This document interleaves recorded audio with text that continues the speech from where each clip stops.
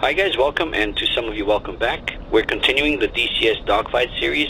Today we'll do the opposite of the last video. We'll fly the MiG-29 and go against the A-18C Hornet. Again, as a reminder, this is guns only, and we're flying against an AI set at an ace level. So let's go over the advantages of each plane really quick. A MiG-29 is maneuverable. In between 600 and 1,000 kilometers per hour, it's extremely maneuverable. The MiG-29 also has an extremely good thrust to weight ratio, and because of this, we want to do a vertical fight almost against any other airplane. Couple of notes on the MiG-29. One really bad thing about the MiG-29 is that it guzzles fuel in a dogfight. We only have about 2 to 3 minutes, after which we do have to disengage or we run a risk of running out of fuel. And lastly, that 30mm cannon, the MiG-29 has very limited rounds, only about 150. That's about 6 seconds worth of firing. But one round and it's over for the opposite plane.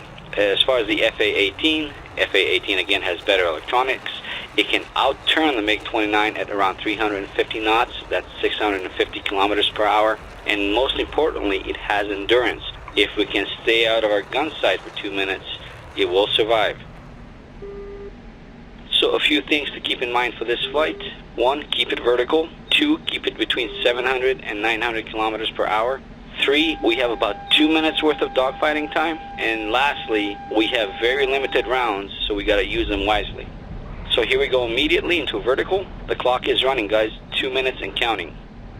Now, if the Hornet gets into a turn of about 350 knots, what we did against the MiG-29 in the previous video, we'll have a hard time getting behind it, and we'll have to disengage. If he does anything else, we have the advantage. It looks like the AI will play the vertical game with us, and that's just fine with us. We'll stay in the afterburner for the most part, except for the dives. If we go over 1,000 kilometers per hour, the MiG-29 does not want to turn or pull out of dives. Really quickly, stay after this dogfight so that I can show you what to do if the Hornet gets behind on your 6. We'll go over that very quickly, it's pretty short. We're getting behind him, we just got to get closer. Once we're behind him, that's half of the game there. The MiG-29 is just too good of a plane.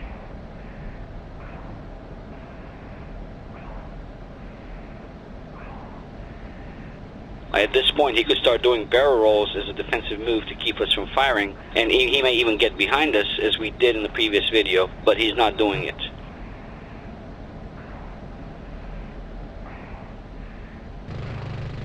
One burst, hit, and that's it, it's over, Just that quick, it's over.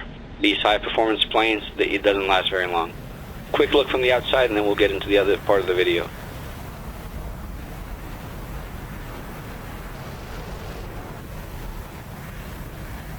Okay, so that was quick. There wasn't much to see, but a victory is a victory.